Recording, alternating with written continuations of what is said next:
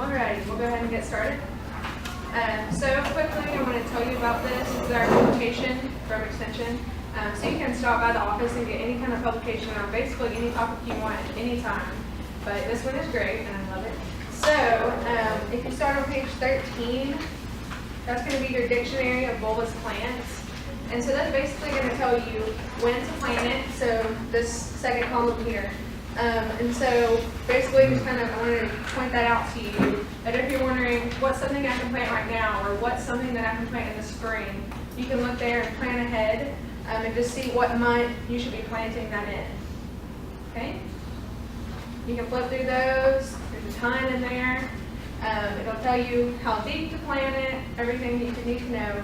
And then if you go back to page 21, it'll tell you different kind of conditions that plant might need.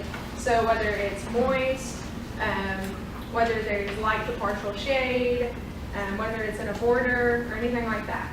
So there's a lot of information in this. A lot of our information from these slides today came from this publication. So instead of bringing you my slides, I wanted to give you this so you could, learn anything you need to. And this is available online too, so if you lose this, you can look it up. So I wanted to point that out. And if you have any questions about this, just come ask me at the end and I'll help you figure it out. So today, obviously, we're talking about bulbs and other perennials. So many people actually call a lot of things a bulb that are not actually a bulb. So they might be bulbous plants, but they are not actually a bulb. So there's true bulbs, and then there's tuberous roots, tuberous rhizomes, tuberous stems, there's corms. There's different things that we all call bulbs, but they aren't actually bulbs. So basically, whenever people are talking about a bulb, they're mostly talking about a storage organ. So what that is where the plant is storing their nutrients underground, and then the next year they're going to come up. So the primary function of these storage organs is, like we said, to store those nutrient reserves so that the plant can survive throughout the winter. Some of these we are going to have to pull up just because of where we are at, and I'll show you a different map about that later. But basically, their plan is to survive through the winter. So true bulb, this is what most people think about when they think about a bulb, what it looks like. So if you see the picture down here. So a true bulb is a compressed stem, and it's bearing a growing point or a flower bud, enclosed by a thick, plumpy spheres. So if you were to actually cut open a bulb that looks like a true bulb, then you would see a tiny little flower piece inside. So what it's doing is it's trying to encase that flower bud and store those nutrients around it throughout the winter. So bulbs, scales are formed from layers of modified leaves, and they're going to form from the inside out. And some of them will even have a tunic. So that tunic is what you think about an onion, where it has those papery layers on the outside. That's a tunic. So what it's doing is it is protecting it from over drying or drying out, and it's also protecting it from diseases or any kind of pest. So bulbs that have a tunic are usually going to be more disease resistant, just because of that tunic that's helping protect it. So if you look at a true bulb, you will have a basal plate, which is where the roots are going to form on the bottom, and then you'll have the leaf scales. Normally surrounded by a tunic. Some of them do not have a tunic. And then you will have where the stem is going to come out on the top. But I do want to let you know, if you were to plant it upside down, it'll find its way, so don't stress out. So here's some true bulbs. So tulips, daffodils, lilies, amaryllis, lots of ones that you already know. Onions are another one. Yes, onions, like I said earlier. There's the ones that have the tunic, the papery leaves on the outside. So a corm. A corm is a solid vertical swollen stem that contains a basal plate, just like a true bulb. And the bottom of the bulb, again, is where the roots develop. It has a thin tunic, so not normally as thick or papery as a true bulb's tunic. But it does not have visible storage rings. So like I was talking about, whenever you cut open an onion, say, you would see those rings. A corm does not have those rings like that. It's just one piece. So new corms develop annually from the lateral buds. So if you see these are tiny little corms forming. And so if you look here, here's the old corm from last year, and this huge thing up here is the new one this year. So, and a corm does not actually persist from season to season. It's going to grow another tiny one. That's the one that's going to grow the next year. So it's not like you have the true bulb, and that's what's going to grow the next year. So corms, gladiolus, crocus, autumn crocus. These are cute little things. So, you know, normally they're going to come out and be more kind of a little cone cup shape is normally what you think about for a corm. Mm-hmm. This may be a stupid question, Okay, hopefully I have an answer. but where do the bulbs come from?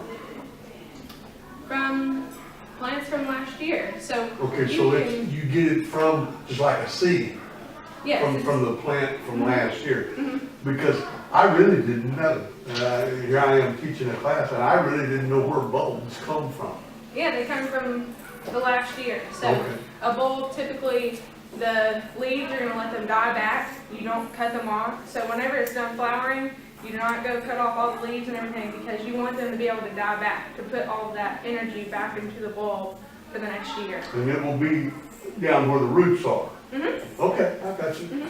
So some of those, like I said, they're going to develop more year to year. So that's why you have to kind of divide sometimes to thin them out. So the ones that develop others the next year, like these corms, develop the cormals and things like that. That's why people have to go through and thin out their beds.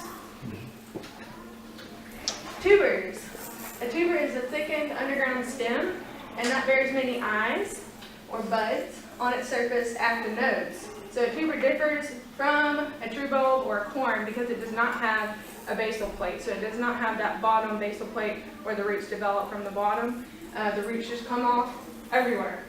So it does not have a protective tunic or anything like that.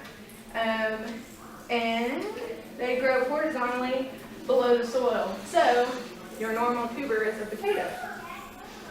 There's also caladiums, oxalis, and anemones. These are beautiful.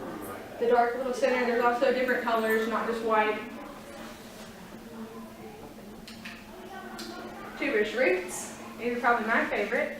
The tuberous root differs from other root structures by the nutrient reserves being stored in the actual root system. So instead of just an enlarged stem like the others have been, this is actually the root is enlarged.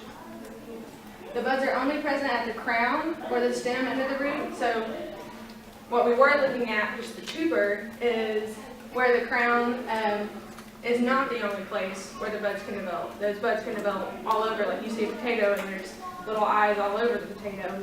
Here, the eyes are going to develop all at the top.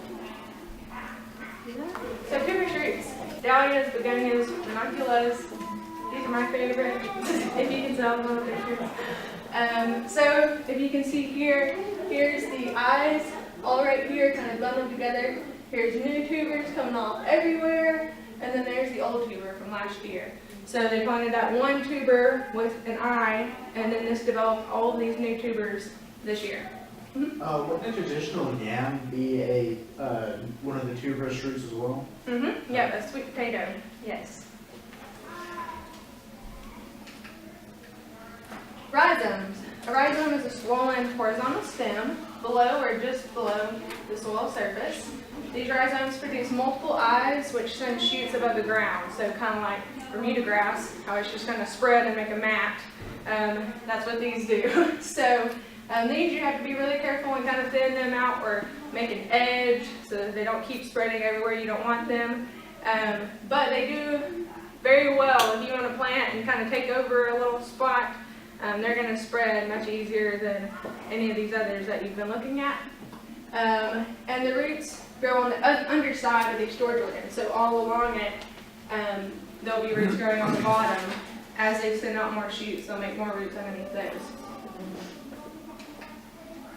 So rhizomes, the bearded iris, calla lilies, canna lilies, water lilies. That's why a lot of those lily pads take over ponds and things like that. So the life cycle of a bulb. and we're going to go over all of this. But at the top here, we start at dormancy, go to planting, and it's in pre-bloom, and it's actually blooming where it's beautiful. And then that preparing for dormancy is very key, because you do not want to go off and see it's done flowering. You do not want to cut off those leaves, because it is preparing for dormancy. It is trying to shove all of its nutrients back down into that bulb or that storage organ to kind of store it up for the next year. So don't go whacking things off. So this is kind of small, but dormancy is dormant. It's been gathering energy from the last year, and it's trying to prepare for blooming, but it will remain in dormancy until it is harvested for fall planting or spring planting, other way around. Planting, the bulb has been planted and is now forming roots. So even before you see that shoot come up, it's starting to put out some roots, and it's going to prepare for winter and continue gathering its blooms pre-bloom. New growth is going to emerge from the soil, so you'll see it little popping up, and you're all getting excited.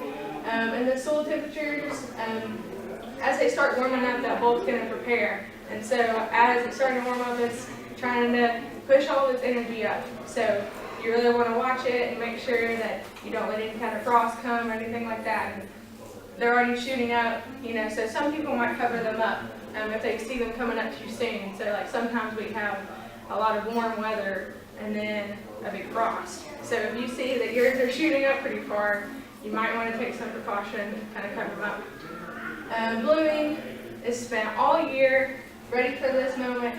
It's going to come out and bloom once it receives the proper amount of light. So we're going to talk about proper conditions for it later. And then moisture as well. Then, like I said, once the blooms have faded, the foliage begins to yellow and fade away. The bulb is not dying yet. It's just not trying to bloom anymore because it knows it's needing to start storing up. And it's going to gather energy for next year. So, spring planting guide for summer flowers. Sorry, this is kind of blurry. But the gladiolus and the lily, those are going to bloom early summer. And then kind of moves on, blooming midsummer. So basically, you can find these online. But if you plan ahead and you plant some mixed in, you would have it blooming all throughout the summer instead of just early summer or late summer. Try to plant these in groupings, so not just one bulb or two bulbs, but have a big grouping here, a big clump of one thing that's going to bloom in the early summer, like a gladiolus or a lily, and then you might want to have something that's going to bloom all summer or in the fall, like a canna or a dahlia, and put it kind of in front of it or to the side of it, so that when one thing is blooming, the other thing isn't, and then the other one's going to bloom, and you won't see those yellowing leaves as it's trying to store up its energy. So instead of having one big bed that you're like, oh, no, that looks ugly, I'm going to go whack it off, but you can't do it. So have something else that's right beside it that's going to make it look really beautiful, and then that way people don't really notice the other bed beside it. And here's another one. So this is more of looking at it as a depth chart. So basically we like to say if it's a 2-inch bulb, you need to plant it 4 times the depth of the width of the bulb. So if it's 2 inches, it would be 2 times 4, plant it 8 inches. So you can use that kind of as just a gauge if you don't know. Most of them will also say whenever you buy them or purchase them, the depth that you should plant it. But if you don't know, just use that, multiply the width of the bulb by 4. So, I won't go through that. But, soil and drainage. Bulbs need very well-drained soil because they don't want to sit there and rot in some wet soil. So they need very well-drained soil, so some loamy soil. And in your publication there, it's going to tell you which ones can withstand some of that more moisture areas. So if you look in there, if you have just a bed that doesn't drain very well, you can try to amend that, but also try to pick some of those bulbs that are going to be able to withstand some of that moisture. Soils that drain poorly, especially in the winter, can cause the crowns to rot, like I said, resulting in the death of the otherwise hardy perennials. So I threw this up here too, the pH range. So bulbs like it from 6 to 7 pH, perennials from 6.2 to 6.7, and annuals 6.3 to 6.7. So just kind of being aware that just because one plant does well here does not mean that a bulb might. And so that's why it's really important to know what your pH is. And this is why, is because bulbs like it a little bit more acid than some of the annuals do. So here's basically kind of where the perennials and the bulbs like it, in between this range. But the bulbs, like we said, were closer to this left red line than the annuals. So just being aware that that's why you need to be aware of where your pH is, because that's how that plant sucks up the nutrients that are in the soil.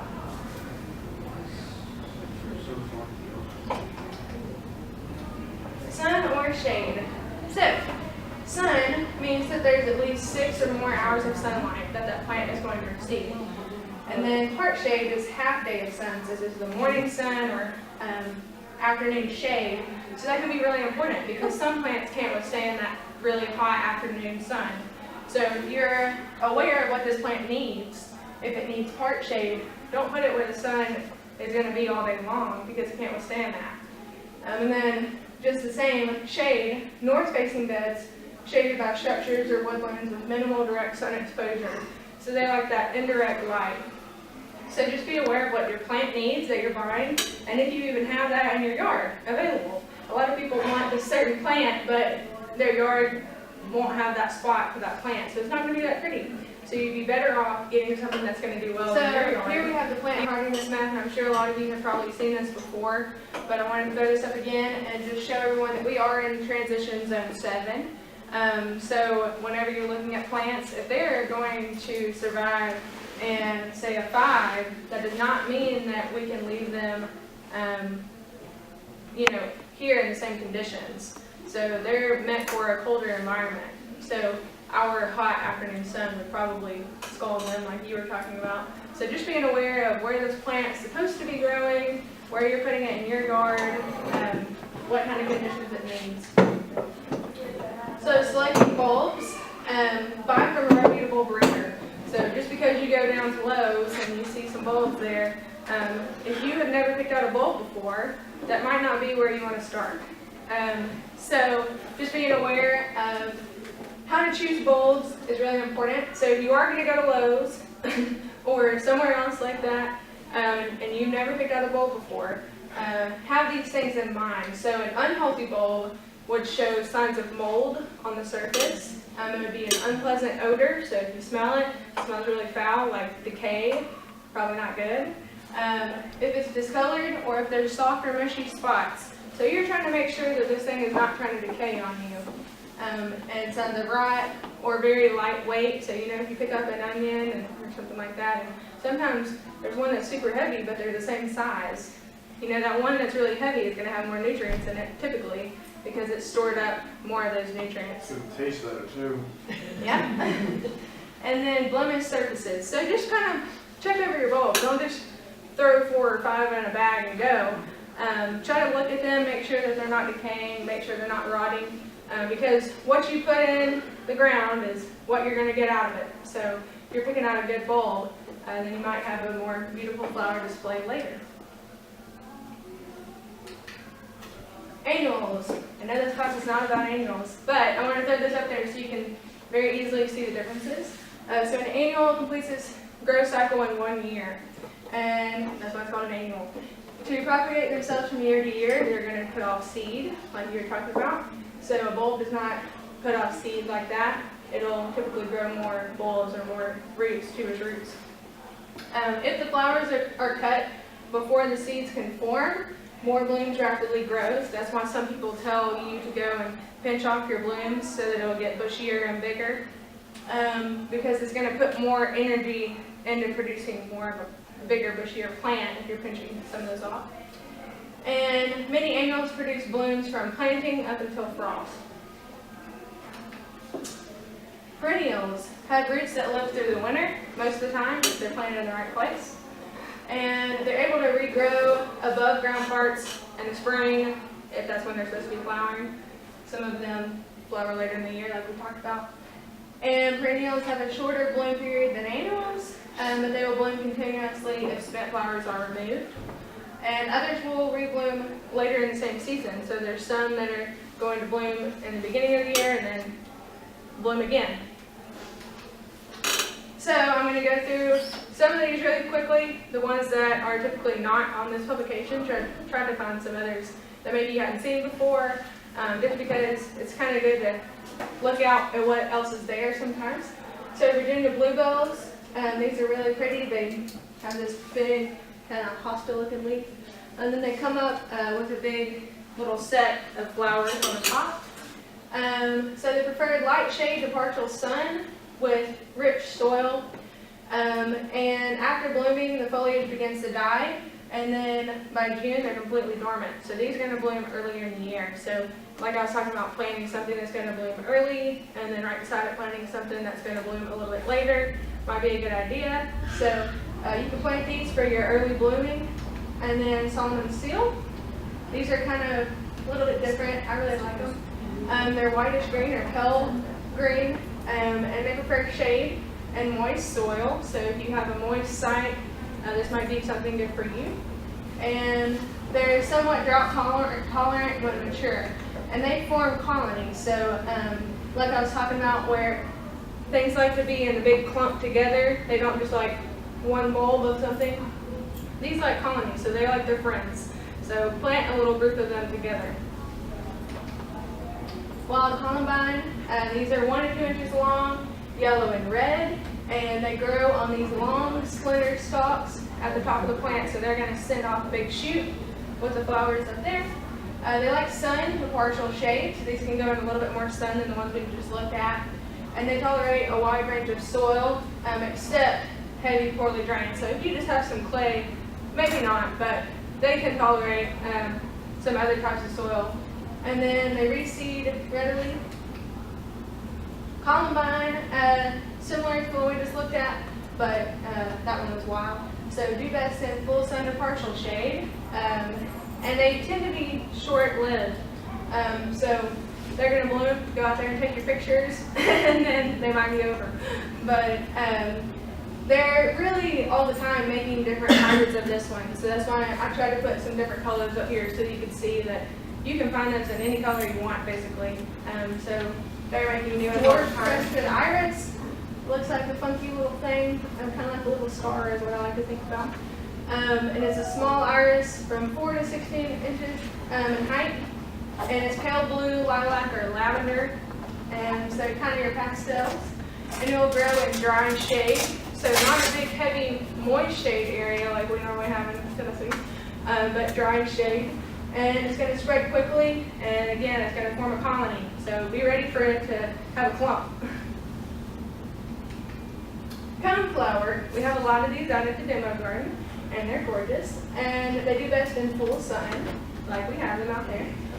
And they're going to bloom from early to late summer, and they're drought tolerant, so that's good for here since we just had them last year.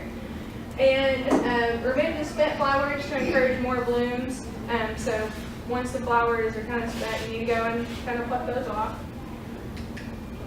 Black-eyed Susan, they're going to grow best in full sun as well, and they're drought tolerant too. But a little water will encourage more blooms, kind of a bushier plant. So if you notice that it is really dry, maybe water them a little bit, but it's not like you have to go out there all the time.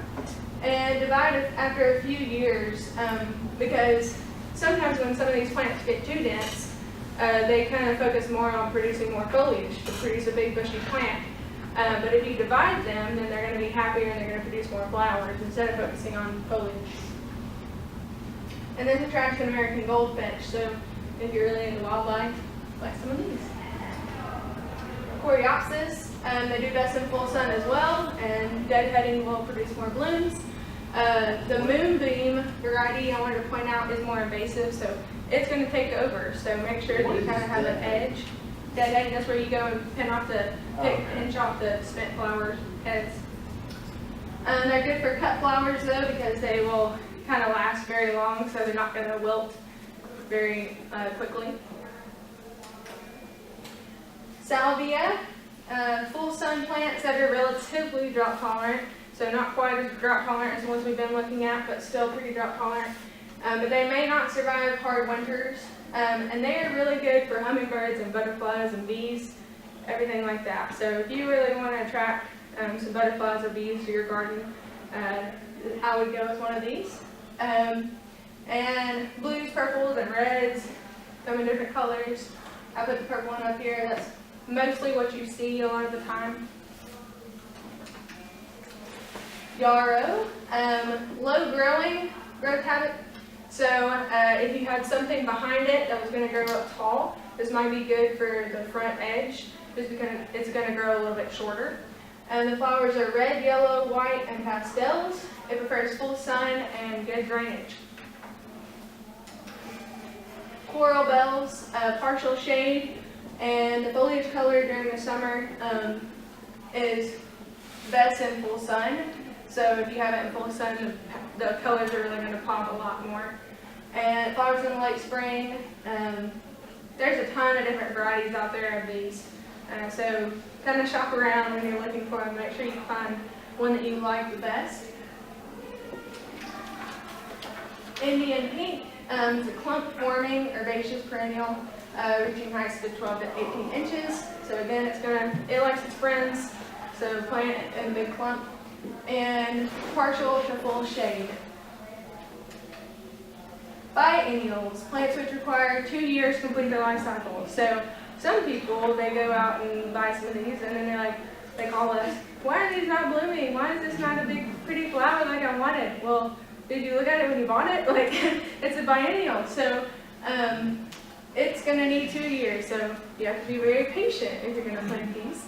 And during the second season's growth, stem elongation, flowering, and seed formation is occurred, followed by the entire plant's death. And we'll go through these. Oop, this one. Canterbury bells. These are pretty little cones almost too that face like this. They're white, pink, and blue, and they can grow from 2 to 3 feet tall. So you might want to stake these. So before they kind of shoot all the way up with some stakes in, but be sure that you're not messing up the roots. So you might want to put those stakes in before it gets to that point of being that tall. Spring to early summer blooms, and they require light to germinate, and light shade or sun. Foxglove, these are gorgeous. They perform best if planted in partial shade. And the flowers are usually white, pink, or yellow, and they can grow up to 5 foot tall. So be ready for it to grow up. Maybe not plant it in front of your window, unless you want to look at it. I don't know. But it readily self-sows, and cutting the spent blooms will encourage new blooms. A lot of flowers are like that. So a lot of people just think, oh, it has a pretty little flower, I'm not going to do anything to it. But if you kind of cut those off, it'll actually make the plant even prettier. Money plant, you can actually see these things in TJ Maxx all the time because people like how it looks, but those are usually not real. But they prefer cool weather and do best in partial shade. So the fragrant flowers are pink and purple, and then it'll grow up to 3 foot tall. So again, be ready for it to grow to that height. And the money plant readily self-sows. So a lot of people, it'll take over as well. So be ready for that. Sweet William is considered a short-lived perennial. So it thrives in loamy, slightly alkaline soil with sun to partial shade, and the blooms it will bloom in spring to summer. And then it also readily self-sows. Normally they come in these really different shades of pink. So the dark shades, light shades of pink, things like that. And if you look at the top picture, you can see it has kind of a darker red circle in the center. Really pretty. So I went through all of those so that you could see that there's different conditions that each of these plants need. So if you're planting it in partial shade but it needs full sun, that's not going to be the best location for it. So always whenever you're buying your bulbs or your plants, anything like that, be aware of where this plant should go. So I saw this last bullet from another agent, but they said don't guess about plants, be knowledgeable, and learn about its needs. So if you had a kid and you weren't aware of its needs, the child would not bloom. So be aware of the plant's needs and put it where it should go, and that'll be a lot better. Good instructions for maintaining healthy plants can be found in books or our publications like the one I gave you, and websites. So if you just go to YouTube and you type in dahlias, then the first video that comes up is something about George and somebody's name. And if you click on it, it's going to be like 16 minutes long. I wasn't going to show you the whole video. But it'll show you about how their planting goes from like March, and it'll show you what they're doing in March, and then it'll say April, what they're doing in April. So it'll kind of walk you through the planting process. And at the end, you can see their backyard is beautiful, and then it shows how they go to the flower shows. So they actually compete in flower shows.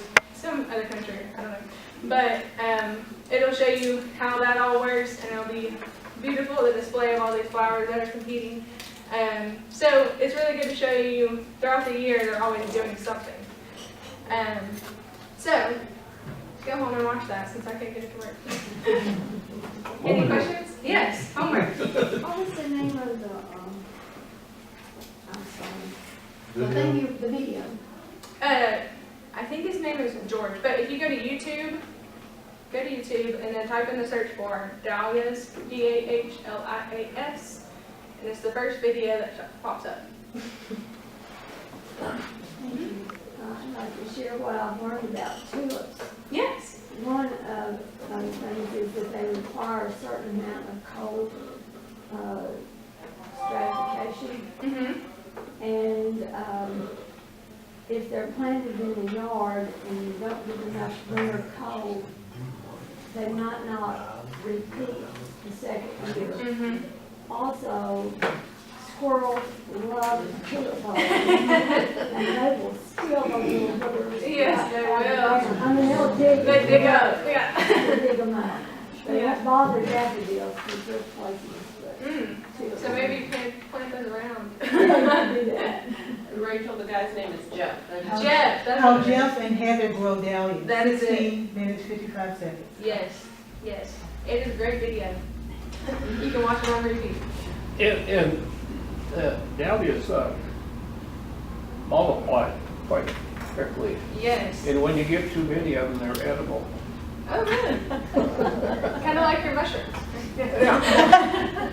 Yes, that's what I was going to show you in the video, how they divide them, and whenever they pull them up, it's this huge mangled mess of different tuberous roots. So, and then they show you how they divide them and cut them up, leaving the eyes on there. So, pretty interesting 16-minute video.